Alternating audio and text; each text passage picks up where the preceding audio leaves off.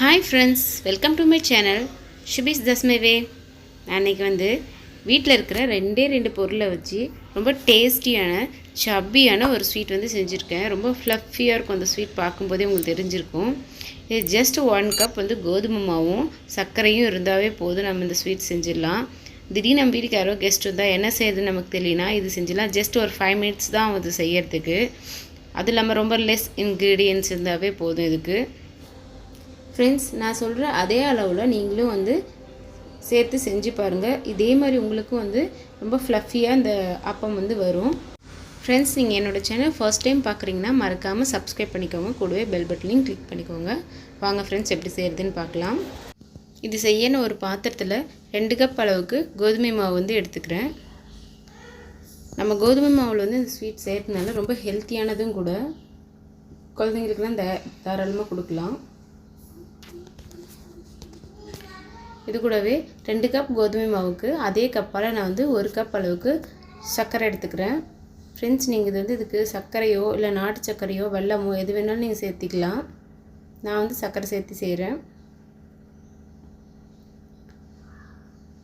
இது கூடவே ஒரு 3/4 கப் அளவுக்கு தேங்காய் துருவி சேர்த்துக்கிறேன். இது ஆப்ஷனல் தான், உங்கள்கிட்ட இருந்தால் சேர்த்துக்கோங்க.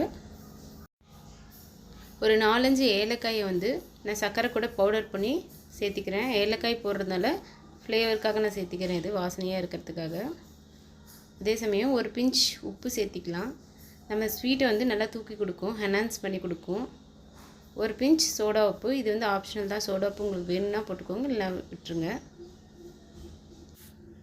நம்ம எல்லாத்தையும் சேர்த்தாச்சு. இப்போ நம்ம தண்ணி விட்டு கொஞ்சம் கொஞ்சமாக மிக்ஸ் பண்ணிக்கலாம்.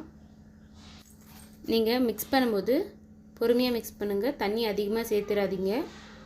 கொஞ்சம் கொஞ்சமாக சேர்த்து மிக்ஸ் பண்ணி பாருங்கள். நம்ம ஆல்ரெடி சர்க்கரை சேர்த்திருக்கிறதுனால அதுவே கொஞ்சம் தண்ணி மாதிரி மாறும். அதனால் பார்த்து சேர்த்து கலக்கணும். நான் கொஞ்சமாக தண்ணி விட்டு ஃபஸ்ட்டு கலக்கிறேன்.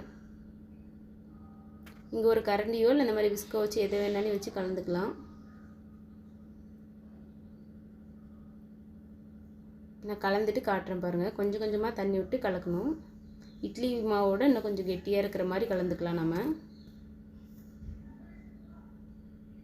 எந்த ஒரு கட்டி எதுவுமே இல்லாமல் நல்லா மிக்ஸ் பண்ணிக்கணும். மிக்ஸ் பண்ண நம்ம உள்ளே போட்டிருக்கிற சர்க்கரையும் நல்லா கரைஞ்சி வரும். பாருங்கள் ஃப்ரெண்ட்ஸ், நான் மிக்ஸ் பண்ணிட்டேன். இப்போ இந்தளவுக்கு கெட்டியாக இது இவ்வளோ கெட்டியாக இருக்காது. இன்னும் ஒரு 2 மினிட்ஸ்லேயே இன்னும் கொஞ்சம் லிக்விடாக மாறிடும். சர்க்கரை கரைய அதனால தான் இவ்வளோ கெட்டியாக கலக்கியிருக்கேன். இப்போ நம்ம ஒரு கரண்டி வச்சு நல்லா கலந்து விட்டுக்கலாம். இந்த அளவுக்கு கெட்டியாக இருந்தால் தான் செய்யறதுக்கு கரெக்டாக வரும். இப்போ நம்ம செய்ய ஆரம்பிச்சிடலாம். இதுக்கு நான் ஒரு பேனில் செய்யறதுக்காக தேவையான அளவுக்கு எண்ணெயை ஊற்றிக்கிறேன். எண்ணெய் நல்லா சூடாகட்டும். சூடானதுமே ஒரு சின்ன கரண்டி எடுத்து இந்த மாதிரி பொறுமையாக எண்ணெயில் விடுங்க.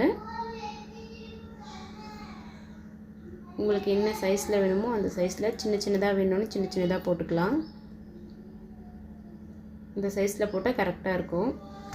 இந்த மாதிரி பொறுமையாக நம்ம எண்ணெயில் போட ஆரம்பிச்சிடலாம் மாவை.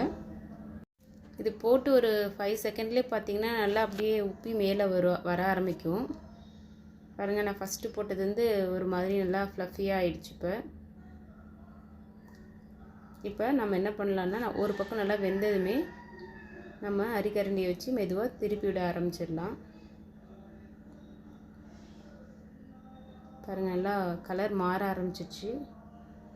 இது நல்லா 2 சைடுமே நல்லா கோல்டன் கலரில் மாறணும். அப்போ தான் நல்லா வெந்திருக்குன்னு அர்த்தம்.